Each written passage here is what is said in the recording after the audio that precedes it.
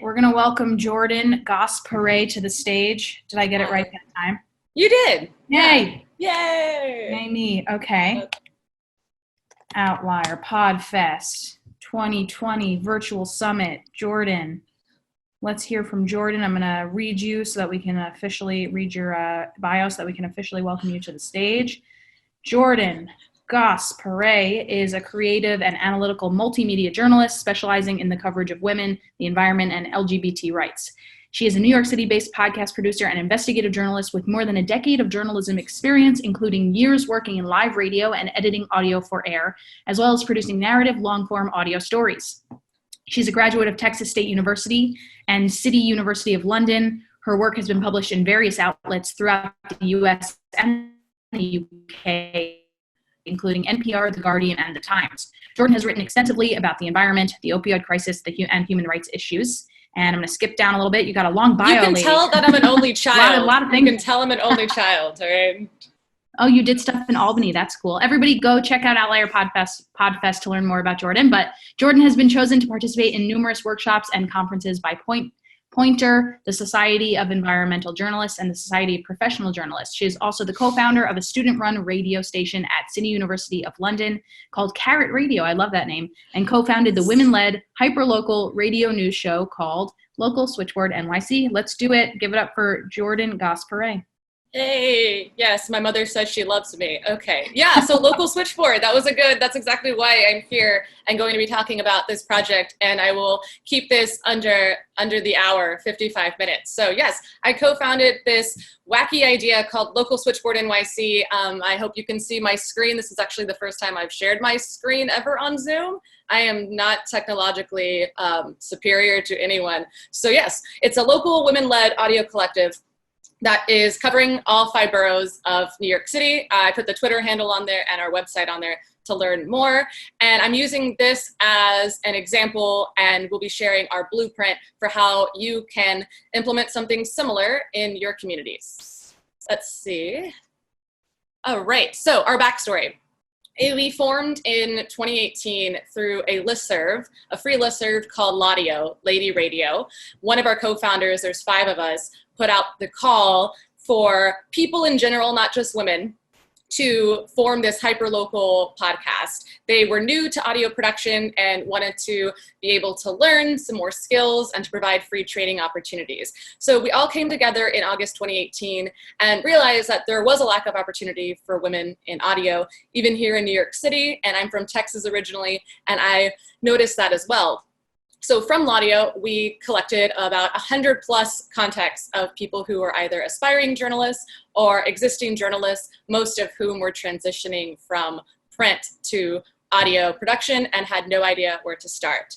So one of the things that we did when we came together was maybe let's not completely start a podcast right off the bat. Maybe we should collaborate with an existing entity, because we had no money, and this was a good way to be able to have access to software like Adobe Audition for free and access to a space to be able to have our meetings. So we contacted WBAI, which is a radio station in Brooklyn, and they were very generous to offer us a spot, not at a really good time, but 6 to 6:30 p.m. on Saturdays, we could do our news show. So we partnered with WBAI for about a year, and while we were going through this partnership, we really were trying to figure out what was Local Switchboard NYC, why should we exist, and our initial assumptions I have on this slide that, New York City is actually considered a news desert, despite having the New York Times, all the major media outlets here in town, that for a lot of us, our neighborhoods were not getting covered by traditional media outlets. And there are still a few existing local, typically print outlets in New York City, but in terms of audio, WBAI really was the only thing that we could. And BRIC, which is another community organization in town, in Brooklyn, that offers audio production resources. But we also realized too, again, there's a need for women's voices in radio, and wanted to start something that was specifically focused on empowering women to get into audio production. We also realized too, there were very limited options for free or cheap radio training. So that was something that we wanted to provide, as 4 out of the 5 co-founders came from an audio production background, including myself. So what we did, we ended up doing some very light validation methods to see if what we were thinking, our assumptions, were true. So we went on the street, and it was just 3 hours wandering around our respective boroughs, and the 5 co-founders actually come from 4 out of the 5 boroughs of New York City. Unfortunately, we have no one from Staten Island that co-founded Local Switchboard, but we had a pretty good spread. So we did some interviews, 20 in-person interviews, and we did an online survey, and this again was over just a few hours, one day on the weekends. And what we found, some of it was a little bit surprising, that people were interested in women's voices. Great, that wasn't surprising to us. But they were also interested in good reporting, and good reporting obviously came first and was more important, that emphasis, over women's voices. So we realized if we branded it as this local switchboards for women by women, we'd be losing a large part of our audience that we wanted to capture. And not surprising that not everyone has a positive view of local news. And a lot of people don't have this positive view and don't pay for news in general and really don't pay for local news. So we took all of that and we were trying to create steps moving forward. We knew all along that we wanted to be an independent podcast, which is where we are today. And we were supposed to release our first season this spring, but obviously because of the pandemic, that's sort of been shaken up. We are still working toward a sustainable business model. And again, the pandemic has sort of shaken that up as well. But have this blueprint that we kind of were figuring out too, with revenue models and figuring out if we wanted to be a nonprofit and be able to get nonprofit status, or if we wanted to move in a different direction. We sent out a survey that had some questions about how much people were willing to spend on local news in an audio format. Would they even listen to local news in podcast form outside of NPR or The Daily, something that's completely focusing on local news? And so I have the graph here and some figures about how much money that they would be willing to spend. And this was sort of enlightening. I was surprised at how much people were actually willing to spend for a subscription to Local Switchboard. So we also were thinking about, our mission statement and our goals and what our ultimate goal really was going to be. And it was all about empowering our listeners to be connected to their communities. And forming this podcast as a way to bring our communities together, and that the understanding that every neighborhood in New York City is different, has different needs, and having the idea that journalists that are part of Local Switchboard would be covering their own backyard, that they have more stake, the idea being they have more stake in their community, they typically know more about what's going on and have a readily available access to community members and folks that they would be wanting to interview. And so with all of this said, I said in the beginning that this was going to be a blueprint, Local Switchboard, a blueprint for you to be able to take and build something of your own. And so if you thought about ever building something crazy like this to be able to cover your own community, whether that is your own neighborhood or your own town, that thinking about what is your ultimate goal, what do you want to accomplish with that podcast? Or if you wanted to do, necessarily doesn't have to be a podcast, this is just the blueprint, but it could also just be an email newsletter or a website. So I love cats like everybody else, so there's going to be a lot of cat GIFs on here. But some things to think about. So what is your ultimate goal? And collaborative journalism has always been at the heart of Local Switchboard, and the images you see here are our lovely co-founders. And we really wanted to focus on how to bring community members into the very beginning of an episode of the podcast, that they have stake in this as well, and how to train community members into being able to go out and report on their own communities. So yes, those are our 5 members. We have Heather over here, we have Jessica, me, Sarah, and Betsy. And one of the unique things I feel like about Local Switchboard is that our co-founders come from wildly different backgrounds. Sarah, for instance, she's from England. She's lived in the East Village since the 70s. I'm from Texas. I've lived in New York for less than 5 years. Jessica's a native New Yorker. Heather's a native New Yorker from Queens. Betsy's from Philly originally. So we have these different perspectives all in the mix of planning this show. So really going to step one, basics. That should you even make a podcast? There's hundreds of thousands of podcasts out there, and are you adding anything new to that space? And if you say, yes, I really do want to make a podcast, then what kind of podcast? Thinking through, what does the podcast sound like? How is it different from everything else out there? What's the format going to be, when it should air, and where should it air? So we decided to air our podcast on WBAI originally. And we didn't have a say in the time or the day that our show was going to air. And I think if we did, we would have picked a different time and day than 6 p.m. on a Saturday when my mom was probably the only one listening to the show. What's the format? So for WBAI, we were on pretty strict guidelines for how the show should sound and what format it should be. And that was a traditional news show. It was very much an NPR WNYC sounding news show. How it was different, though, was still being able to have journalists reporting on the news in their own backyard and offering free training opportunities for our members, most of whom did not come from an audio production background. So we used the resources that WBAI provided us and were able to train folks and give some of those folks their first audio clip to go on to actually make money and have a career in this industry. And I'm happy to say that 4 of our members, they came from print and now they're working full-time and making money in audio production. So thinking all of this too, you have this great idea that creating the actual pitch itself.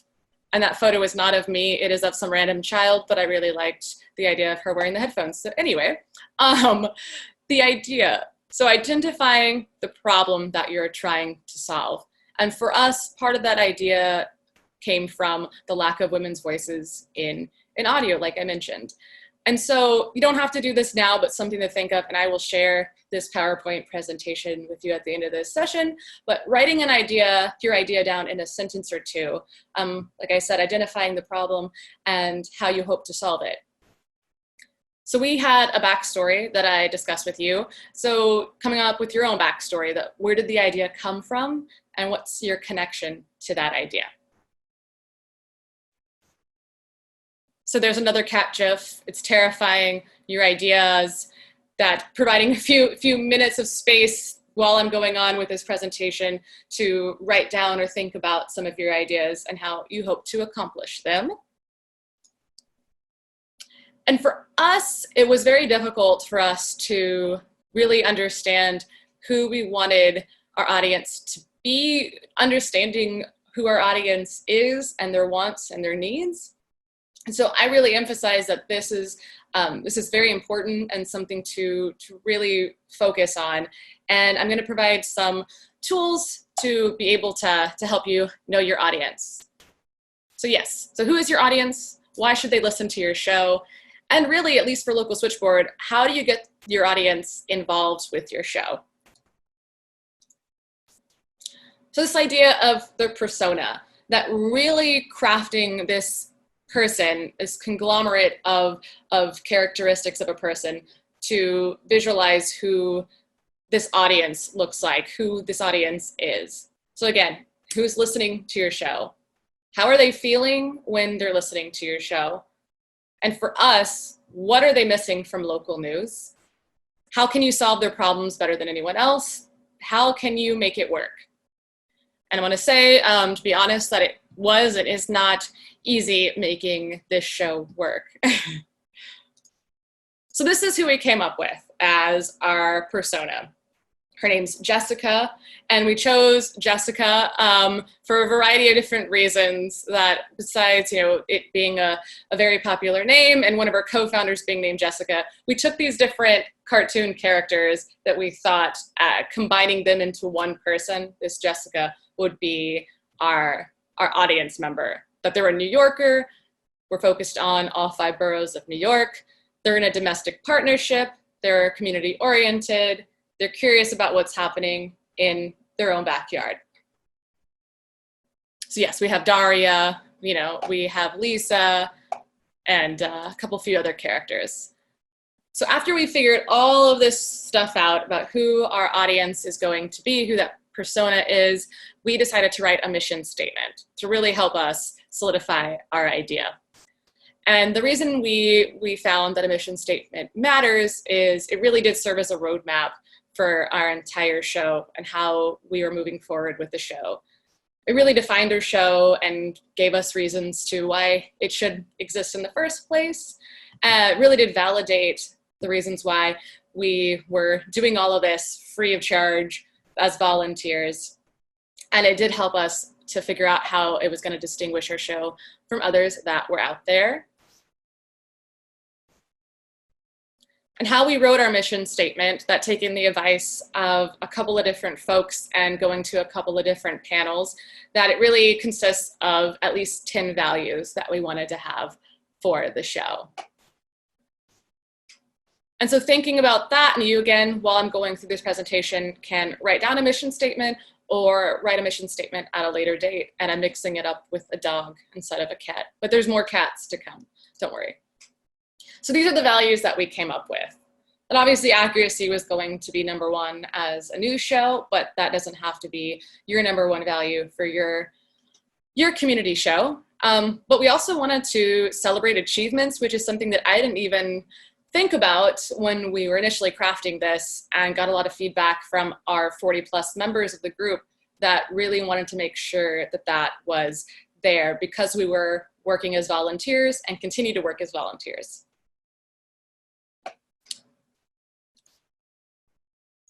So again, making those values actionable. So we have the list of values, but how are we going to actually apply them to the show? That if we want to celebrate accomplishments and we want to be accurate, to name 2 out of those bullet points, how are we actually going to do this?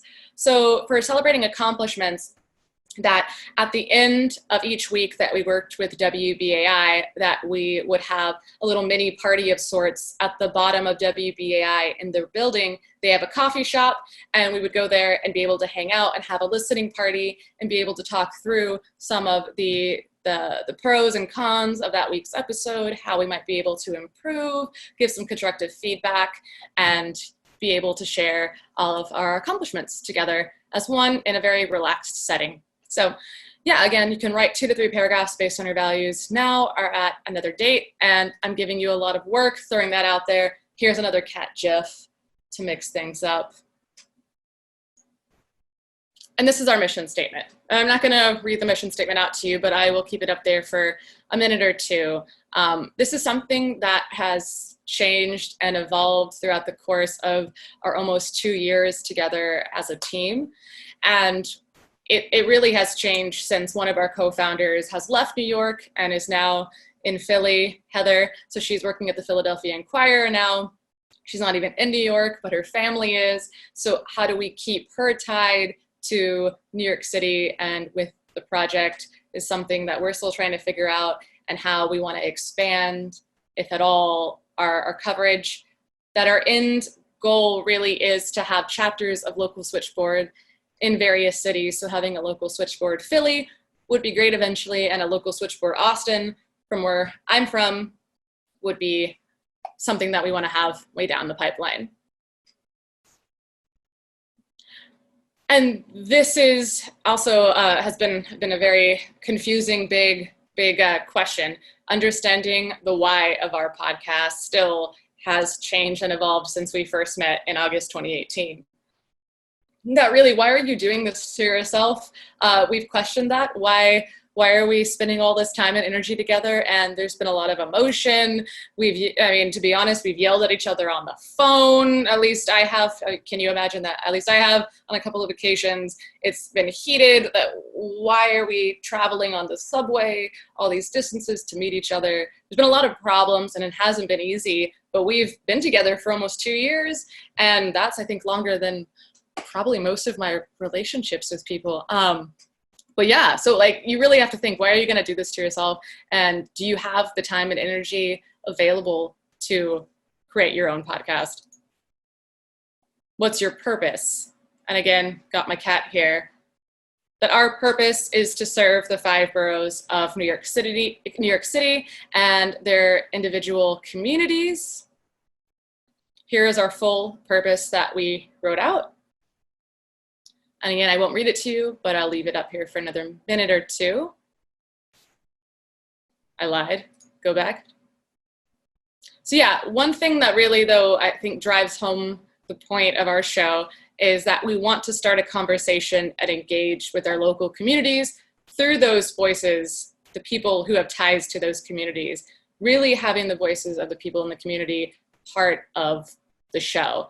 Even if their voice doesn't air on the show, having their feedback is important, and really trying to understand their needs and wants, like I said before. So our research guides, some of the things that we use, I mean, besides Google Forms and doing the survey out to our family and friends and our wider networks, that was very helpful, especially in figuring out, again, how much people are willing to pay for a show like Local Switchboard. And then getting feedback from your actual core team and your audience, not leaving your audience out to dry, and getting feedback from them on a regular basis.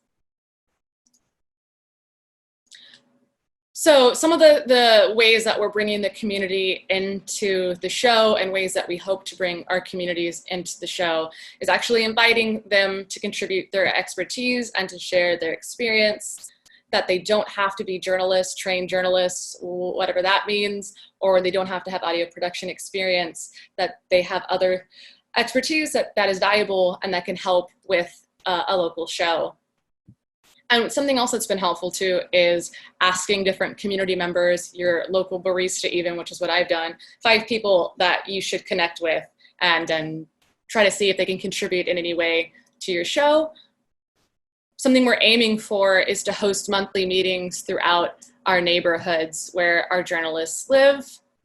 Maybe after the pandemic, this would be a reality. And then have reporters share their story ideas and their research questions with the community at large. That not just with the co-founders or just with your editorial team, but posting online or through an email newsletter. You know, these are some of the story ideas that we're thinking about. What do you think about this? Should we go in a different way, have a different approach to this story? And weighing our risks has been also something that's been evolving throughout the 2 years, thinking about what is the risks and how do we minimize those risks. So one of the biggest risks for a volunteer-led organization is spending your own money. That, you know, we have some stickers, we have some business cards, we have a website, but all of that costs money, and who's going to pay for that? How are you going to get that money? Also, falling in love with an untested idea. Yeah, we all have fallen in love, I feel like, with something that we haven't tested, that is just something personal to us, and that doesn't always work, and you have to be okay with killing your darlings. Right, so on with the show. So the actual nitty-gritty of the show, we seem to talk a lot in hypotheticals and writing, but now talking about your format, and then we'll get into equipment and that how you can do this whole show with a very limited budget. So what format is right for you? We, did a news format, and some of the segments have been going more into narrative, but you don't have to do that. Got a few examples here of popular formats for podcasts. And the team as well. So like I said, we had those 5 core co-founders, but we have a wider team also. And trying to figure out who do you actually need on your team, what roles and what job descriptions do you need on your team to get this started. I mean, I've worked on shows where there's 2 people, 3 people. Sometimes it's just me working on my own project. So thinking about that and, going over job descriptions as well, that some of these titles, specifically producer, can mean a lot of different things to a lot of different people. So really laying out who should be doing what and laying out what they should be doing. Where do you find these people? Let's say you don't want to work alone. You want to get out there and start something very similar to Local Switchboard. Then you want to cover multiple boroughs that we formed on the Lady Radio Laudio listserv. That's one way you can do it. There's other email listservs out there, obviously social media groups. We've also reached out to colleges and universities in New York. One of our co-founders works for the New School. I have some friends that also work at CUNY and NYU, and reaching out to them to see if any of their students are interested. We had some folks involved who were Columbia University alums. They reached out to their former professors and went in and actually talked to some of those classes, those journalism classes, to get some students involved as well. So really, the team is what made Local Switchboard NYC possible. I couldn't have done it by myself, and I don't think any of the other co-founders would have been able to do a project like this by themselves. So you have all these different people. There's a lot of different opinions floating around, a lot of different ideas. Everyone has their own Google Docs going around. We found that Trello was a really good resource to keep ourselves organized, and we also found that Airtable was really good. And in terms of all the emails that you will be getting, because there will be a lot of emails in a lot of different places, that we did come up with our own localswitchboard@gmail.com email account. However, we didn't find that to be completely appropriate when it came to the actual workflow. So we did create a separate Gmail account for our producers. And the producers changed on every episode. I should say most episodes, we had a different producer. So people would be able to get into that role sometimes for the first time and get some experience with that. So we had a producer email account, and then we had a main email account that was typically used for people who were interested in joining the show would go through that account. But Trello and Airtable, I would highly recommend checking those two tools out for team organization. Now, getting more into the weeds, the technical aspect, because it is a show, an audio show, and you do need equipment to make the show happen. That just might sound very basic or like, yes, I already knew this, but a lot of the questions that we got asked early on from typically folks transitioning from print to audio production is, I don't have fancy equipment, I don't have money to buy it, I don't know what to use. And it really was just use your phone and the earbuds that came with the phone or earbuds that you have. Download an app, use your voice memo to record. That was very helpful, and just getting people out the door and ready to work. So I don't know if anyone saw the remake of Halloween, but the podcasters in that show, I would say are very bad at podcasting. You shouldn't leave. I don't know if you can see in this GIF, but she just left her recorder in the middle of the table while she's trying to interview Jamie Lee Curtis. Don't leave your recorder in the middle of the table. That's my advice that I hope can stick with you, if anything else. But I gave some examples of some of the other fancier equipment, the lav mic, that you can get, but you don't have to get any fancy equipment, especially in the early stages. And I give some recording tips here that I won't get into the weeds about, but I think I'm just gonna underline: wear your headphones while recording. It doesn't matter what headphones they are, just wear those headphones so you can actually hear what you're going to sound like in that recording. Yes. Test the levels too. I'm gonna highlight that with my mouse. Ugh. All right. Test those levels, wear your headphones. And this is not a cat gif or anything, but it's just pretty. Okay. So the sound of your podcast, obviously very important. That when we are thinking about what is this show going to sound like, how are we going to put together our theme music? Do we want to go through a service and be able to pay for a subscription to get our music? Or do we want to just go out into New York City and collect sound? Which is what we did. Our show's about the communities of New York City. So we went out and collected sound from New York City to put together a wholly unique theme music. So we had sounds of the subway, the door opening and closing. We had sounds of people, musicians down in the subway, and it turned out, I think, really well. You don't have to do that. A way that I found that's helpful in thinking of sound is just creating a Spotify playlist or a music playlist of just spitballing out ideas of what you want your show to sound like. And besides the intro and outro music, the stingers, the transitional music, really think about all of that. And Google Doc we put together with some of these photos that are in this slide, the text and the colors, thinking about what our show was going to look like from the logo to even this PowerPoint presentation, some of the color schemes. There's another cat GIF. And some of our resources that we've used, I talked about some apps that you could download for free. I use Android, but there is one I put on here for iPhone. WavePad is a really good app I found to be able to edit on your phone short bits of audio. And then the voice recorder Android app I have used before, and some of our other members have used to collect audio for the show. And so a question that I get asked quite often, and like I said, we're still a volunteer-led organization, but is how do you make money? Where are you looking for, where are you looking for funding? And I've been told time and time again that, most journalists don't think of themselves as entrepreneurs, and we really don't think about money. And some of the folks I work with, including myself, don't really like talking about money. But that it is important to think about how you want to get funding before you even start the show. And Local Switchboard had these talks about how we wanted to get funding. And initially began with, we want to get funding from local businesses. That if the show is a local show, we want to help local businesses out as well. And we want to be able to work with them and do a traditional advertising model. But that's changed over time. We're now looking more toward grants and funding from local arts organizations and journalism organizations. But it evolves, it seems like, on a monthly basis on how we want to get funding.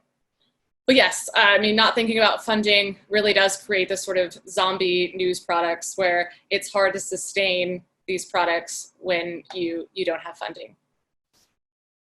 And yeah, some just ideas about marketing and promoting your podcast. And something that I learned from an organization called Hearken that was a big surprise to me was being told to take it off Twitter and Facebook as much as possible when promoting your podcast. However, that may not work for the kind of show that you want to do. That maybe most of your audience is on Twitter or on Facebook, and that's where you need to go to be able to spread the news about your show.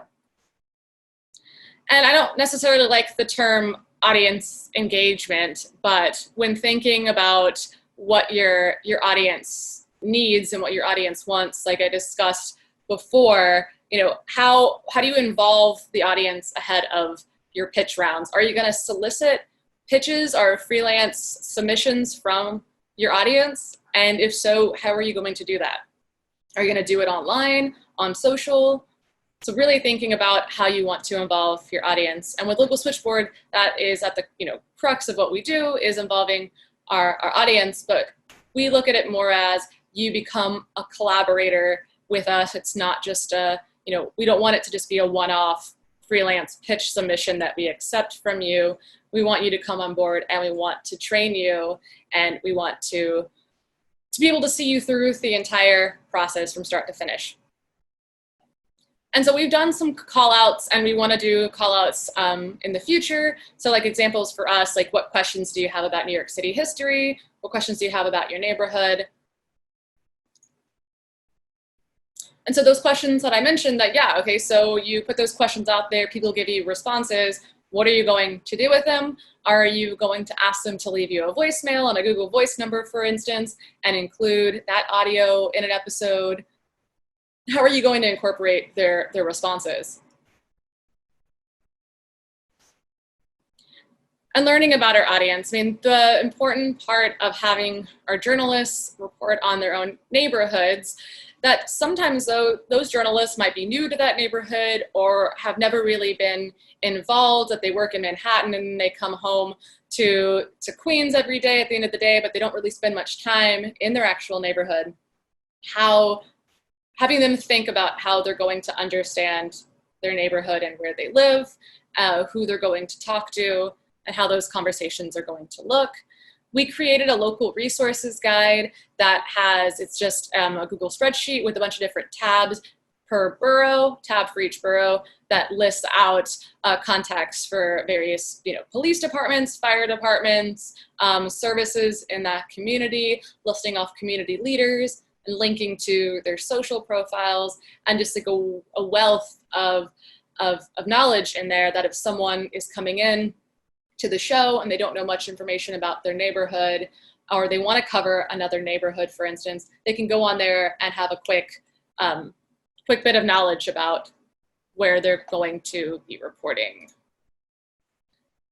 And so for us, measuring success at the end of the day, we didn't count dollars because we are, again, a volunteer-led organization.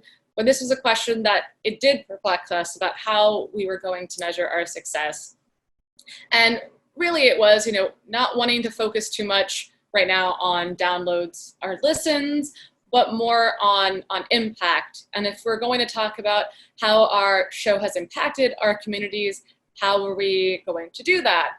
And for me, it was sharing out, again, another survey and having conversations with people in my community that I've put in touch with the organization that, hey, can you take a listen to this episode? And then I'll come back and we'll have a dialogue, and having more of a listening party idea for how to measure our impact or measure our success. But there's different ways to measure success, and I think it's important to define how you're going to measure success before you start a show and allow that to evolve as your show goes on. So yeah, I mentioned Harken before. Harken's a great resource. News Foundry is an organization that brought us on board to pitch our show about 2 years ago, and they're a great resource. And this How to Make a Podcast is very good step-by-step visual plan for how to make a podcast. So yeah, if you have any questions at a later date, there's my email. I'm going to provide you with links to my Twitter, Facebook, Instagram, and I'd love for you to get in contact with me if you have any questions about it at all. And so that is me, and I'm going to exit out of this. And if anybody has any questions right now, if you want to just put in the chat, it's only 2:38, so we have a little bit of time, and I'm more than happy to answer any questions. Great presentation. Yeah, we're going to get to the questions here in just a sec. Let me ask you this. What is, with what you're doing in podcasting, what is podcasting in general going to look like when we have you back on, one of our virtual summits in 3 years, right? What is podcasting going to look like? And what is Local Switchboard NYC going to look like? Yeah, I think that podcasting in 3 years will look more like the ideas that I just expressed about, the buzzwords of collaborative journalism, that really taking this independent idea and moving it away from being independent to being housed with a ProPublica, for instance, or another bigger organization that maybe doesn't have the resources or the space or time for podcasts, that more journalism organizations working together, and more of a solutions journalism approach too, that you're focusing on local news, but besides just telling the news, offering solutions for how your community members can help fix the problems that you proposed in your news stories, that it's not just a doom or gloom idea, that I really want to, those two buzzwords to me, I think in 3 years, you'll be seeing a lot more of collaborative journalism and solutions-based journalism. And for Local Switchboard, I'm hoping in 3 years that we will be able to have another chapter of Local Switchboard in Philly and in Austin as well. Very nice. I don't know if you have access to the chat here. We have some comments, a couple questions if you want to. Wait, Texas State? What? Not University of Texas. That's in Austin. Texas State University in San Marcos. Thanks for the great presentation. Thank you. I got studies business and journalism. Here, do you think podcasting will be a bigger focus at the university level on local data connecting? Yeah, Scott, definitely. I would have liked to have seen podcasting be a lot bigger. One, in 2008, when I started out at Texas State, I had I call it a podcast, But in hindsight, in 2008, I don't think what I was doing was a podcast. I think it was just a radio show that happened to also play online. But that's where I got my start, was at the college radio station.